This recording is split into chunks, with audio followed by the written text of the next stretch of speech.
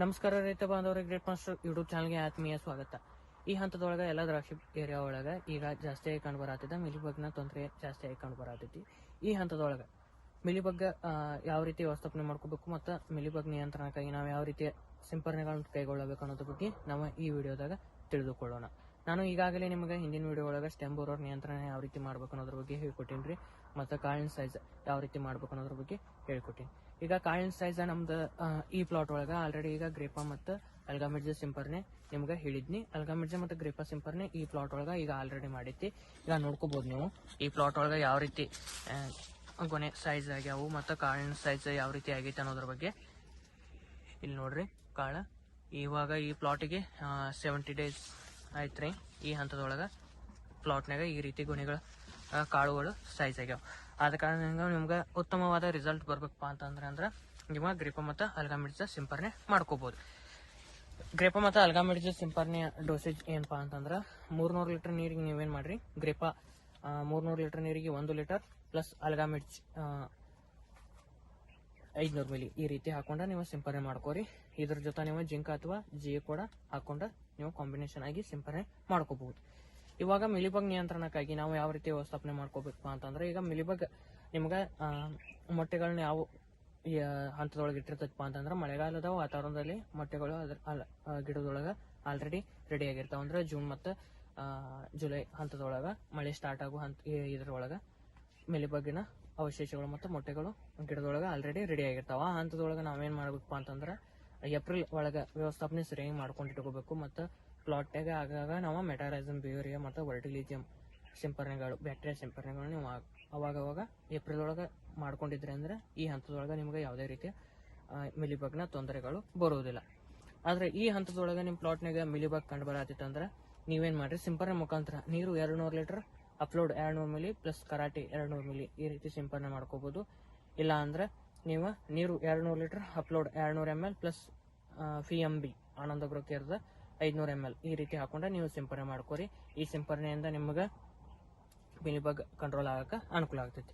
ಮತ್ತು ಈಗ ನಿಮ್ಮ ಪ್ಲಾಟ್ನಾಗ ಆಲ್ರೆಡಿ ಮಿಲಿಬಗ್ ಬಂದಿಲ್ಲ, ನಾವು ಅಡ್ವಾನ್ಸ್ ಆಗಿ ಯಾವ ಸಿಂಪರಣೆ ಮಾಡ್ಕೋಬೇಕಪ್ಪ ಅಂತಂದ್ರೆ ನೀವು ಮೂಮೆಂಟೋ ಎನರ್ಜಿ 400 ml ಎಕರೆಗೆ ಸಿಂಪರಣೆ ಮಾಡ್ಕೋಬಹುದು. ಮತ್ತು ಡ್ರಿಪ್ ಮುಖಾಂತರ ಸ್ಲೇಯರ್ ಪ್ರೋ 2 ಲೀಟರ್ ಮತ್ತು ಲೆಸೆಂಟಾ 100 ಗ್ರಾಮ್ ಈ ರೀತಿ ಡ್ರಿಪ್ ಮುಖಾಂತರ ಕೂಡ ನೀಡಬಹುದು. ಇವಾಗ ಸ್ಲೇಯರ್ ಪ್ರೋ ಮ್ಯಾಲ ಮಿಲಿಬಗ್ ನಿಯಂತ್ರಣಕ್ಕಾಗಿ ಸಿಂಪರಣೆ ಮಾಡ್ಕೊಳತ್ತಾರ ಕೆಲವೊಂದಿಷ್ಟು ರೈತರ. ಅಂದ್ರೆ ಅವ್ರವ್ರ ಮೇಸ್ತ್ರಿ ಮೇಲೆ ಡಿಪೆಂಡ್ ಆಗಿ ಕೆಲವೊಂದಿಷ್ಟು ಮೇಸ್ತ್ರಿಗಳು ಬರೆದು ಕೊಡ್ತಿರ್ತಾರೆ. ಇವಾಗ ನೀವು ಸಿಂಪರಣೆ ಮಾಡಬೇಕು ಮಾಡಬಾರ್ದು ಅಂತ ಕೆಲವೊಂದು ಇಷ್ಟ ರೈತರಿಗೆ ಡೌಟ್ ಇರ್ತೈತಿ. ನೀವು ಸ್ಲೇಯರ್ ಪ್ರೋ ಮೇಲೆ ಸಿಂಪರಣೆ ಮಾಡ್ಕೊಳ್ಳೋದ್ರಿಂದ ಯಾವುದೇ ರೀತಿಯ ತೊಂದರೆ ಆಗುವುದಿಲ್ಲ. ಇದಕ್ಕೆ ನಿಮಗೆ ತ್ರಿಪ್ಸ್ ಕಂಟ್ರೋಲ್ ಆಗಕ್ಕೆ ಅನುಕೂಲ ಆಗ್ತೈತಿ ಮತ್ತು ಕೀಟನಾಶಕ ರೀತಿ ಕೆಲಸ ಮಾಡಕ್ಕೆ ಕೂಡ ಅನುಕೂಲ ಆಗ್ತೈತಿ. ನೀವು ಸ್ಲೇಯರ್ ಪ್ರೋ ಡೋಸೇಜ್ ಮೇಲೆ ಸಿಂಪರಣೆ ಮಾಡ್ಕೊಳಕ್ಕೆ 200 ಲೀಟರ್ ನೀರಿಗೆ 150 ml ತನಕ ಹಾಕೊಂಡ ನೀವು ಸಿಂಪರಣೆ ಮಾಡ್ಕೋಬಹುದು. ಯಾವುದೇ ರೀತಿಯ ತೊಂದರೆ ಇಲ್ರಿ.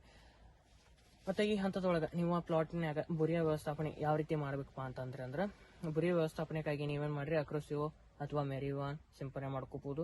ನಿಮ್ಮ ಪ್ಲಾಟ್ ಆಲ್ಮೋಸ್ಟ್ 60 ರಿಂದ 70ನೇ ದಿವಸ ಸ್ಟೇಜ್ ಒಳಗಿತ್ತಾರ ನೀರು ಇಳಿಯೋ ಹಂತದೊಳಗಿತ್ತಂದ್ರೆ ನೀವು ಡೈರೆಕ್ಟ್ ಆಗಿ 200 ಲೀಟರ್ ನೀರಿಗೆ sulphur 200 gram plus PBC 500 gram ಈ ರೀತಿ ಹಾಕೊಂಡ ಸಿಂಪರಣೆ ಮಾಡ್ಕೋಬಹುದು. ಆದ್ರೆ ಕೆಲವೊಂದಿಷ್ಟು ರೈತರಿಗೆ ಡೌಟ್ಗಳಿರ್ತೈತಿ, ಸಲ್ಫರ್ ಸಿಂಪರಣೆ ಮಾಡಬಾರ್ದು, ಈ ಹಂತದೊಳಗೆ ಹಾರ್ಡ್ ಆಗ್ತೈತಿ ಆ ರೀತಿ ಅಂತ ಹೇಳಿ ಒಂದಿಟ್ಟು ಡೌಟ್ ಇರ್ತೈತಿ. ಅದು ಸಲ್ಫರ್ ಸಿಂಪರಣೆ ಮಾಡೋದ್ರಿಂದ ಯಾವುದೇ ರೀತಿಯ ಪ್ಲಾಟ್ ಹಾರ್ಡ್ ಕೂಡ ಆಗುವುದಿಲ್ಲ.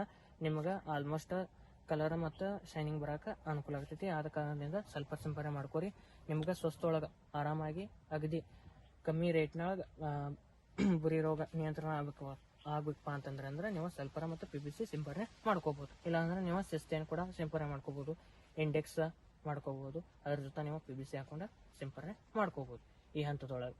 ಮತ್ತು ನಿಮ್ಮ ಪ್ಲಾಟ್ನಾಗ ಈ ಹಂತದೊಳಗೆ ಯಾವ ರೀತಿ ಗೊಬ್ಬರಗಳನ್ನ ಕೊಡ್ಬೇಕಪ್ಪ ಅಂತಂದ್ರೆ ನೀವು ಆಲ್ಮೋಸ್ಟ್ ಸೆಟ್ಟಿಂಗ್ ಆದ ನಂತರ ಕಾಳು ಸೆಟ್ಟಿಂಗ್ ಆದ ನಂತರ ಯಾವ ರೀತಿ ಗೊಬ್ಬರ ಕೊಡ್ಬೇಕಂತ ಈಗಾಗಲೇ ನಾ ಹಿಂದಿನ ವಿಡಿಯೋ ಒಳಗೆ ಹೇಳೀನಿ. ನೀವು ಡ್ರಿಪ್ ಕೆಳಗೆ DAP ಅಥವಾ ಮ್ಯಾಗ್ನೀಷಿಯಂ ಸಲ್ಫೇಟ್ ಹಾಕೋಬಹುದು. ಮತ್ತು ಡ್ರಿಪ್ ಮುಖಾಂತರ ಬಾರಾಕ್ಸೈಟ್, ಕ್ಯಾಲ್ಸಿಯಂ ನೈಟ್ರೇಟ್ ಈ ರೀತಿಯ ಗೊಬ್ಬರಗಳನ್ನ ಕೊಡಬಹುದು. ಅಥವಾ 13-0-45 ಮ್ಯಾಗ್ನೀಷಿಯಂ ಸಲ್ಫೇಟ್ ಈ 10 ದಿನಗಳ ಮಧ್ಯಂತರದಲ್ಲಿ ಎರಡು ಬಾರಿ ನೀವು ನೀಡಬಹುದು. ಇದರಿಂದ ಏನಾಗ್ತೈತಿ, ನಿಮಗೆ ಕಾಳು ಸೈಜ್ ಒಳ್ಳೇದಾಗಿ ಸಿಗಾಕ ಅನುಕೂಲ ಆಗ್ತೈತಿ. ಮತ್ತು ನಿಮ್ಮದು ಪ್ಲಾಟ್ 75 ದಿನದಿಂದ ಮುಂದೆ ಬಂತಂದ್ರೆ ನೀವು 0-2-34 0-60-20 ಕೂಡ ಯೂಸ್ ಮಾಡ್ಕೋಬಹುದು ಈ ಹಂತದೊಳಗೆ.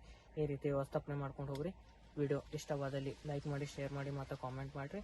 ಮತ್ತು ಮುಂದಿನ ವಿಡಿಯೋದ ಭೇಟಿ ಆಗೋಣ. ನಮಸ್ಕಾರ.